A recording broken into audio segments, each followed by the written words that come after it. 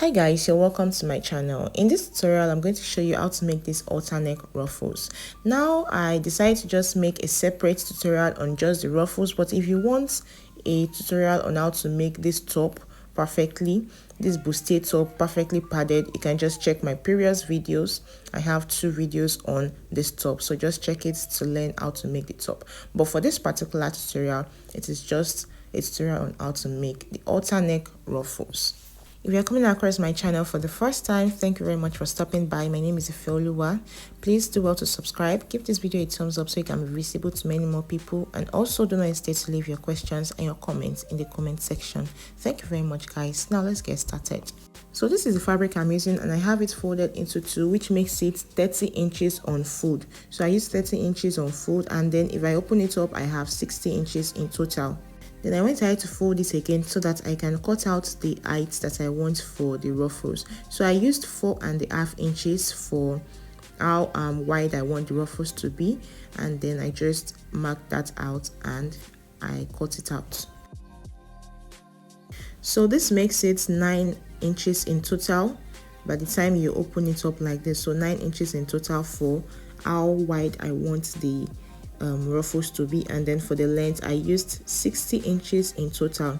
Now if you want your ruffles to be more, if you want it to have more volume, you can make the length more than this, and if you also want it to be wider, you can make the height more than 4.5 that I cut it as. So it just depends on how full you want these ruffles to be. But for this particular tutorial, these are the measurements that I used. So for this part here, I made it smaller than the rest of the body. That is because that is where I'll be joining to my main top. So you can use any of the measurements that you want, or you can even leave it like this and then you pleat when you want to sew. So it just depends on what you want. But for me, I marked out 3 inches and then I blended it into what I have here. So by the time I had my elastic, which is the thick elastic of about 0.75 or 1 inch, I'm just going to fold the remaining excesses at the hem there. Then I'll just fold it and I'll sew it into the top. So I went ahead to cut it out, and then this is what I have. Now for the cutting of the elastic, this is the elastic I'm going to use. The thickness is about 0.75 inches, and then let me show you how you're going to measure out for the elastic. So this is what I have here, and you know that this is the form that the ruffles is going to take. That is for the halter neck. So what you're just going to do is to measure round that part. You measure around that part just to get an estimate of what you should have there. So what I have here on this mannequin is about 19 to 18 inches, but on my body I had 20 inches. So 20 inches is what I'm going to use for the cutting of the elastic, and then I'm just going to subtract 2 inches. So in total I'm going to be cutting 18 inches for my elastic. So I had 20 inches in total on my body minus 2 inches, so that the elastic is going to be firm and also comfortable. It won't be too tight on you, and it also won't be too loose. So I cut out 18 inches. Now I'm going to sew this from this point to the other end of this fabric, so just to close up that part.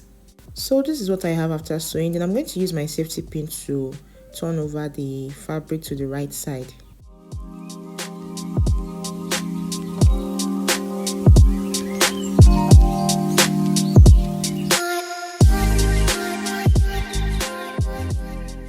Now that that is done, I'm going to use my iron to just make sure that this stays well and flat. So this is what I have, and then the next thing to do is to fix in the elastic. So I'm going to use my pin also to fix the elastic. So when I get to this point here, I'm going to use my pin to hold this part, or I just sew it with my machine. So this is what I was saying here. After putting the elastic there, the remaining excesses at the other end, I'm just going to fold it this way. So I hope you can see what I'm doing. I'll just fold it, and then I'll use my machine to hold that side so that the elastic is not going to be lost inside this fabric. You can just use your pin to hold it until you are done with the elastic. Now I'll keep on passing it through until I get to the other end of this fabric, and then I'll do exactly the same thing.